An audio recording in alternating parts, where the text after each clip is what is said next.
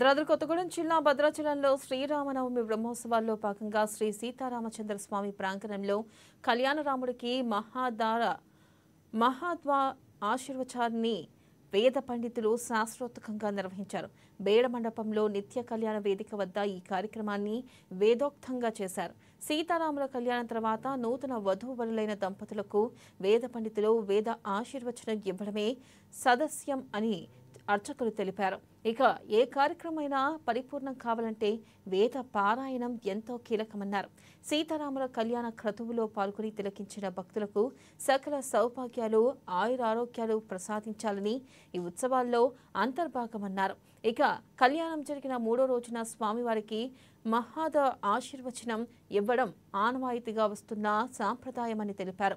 ఇందులో భాగంగా కళ్యాణ మూర్తులను నిత్య కళ్యాణ మండప వేదిక వద్దకు తీసుకొచ్చి ప్రత్యేక పూజలను నిర్వహించారు.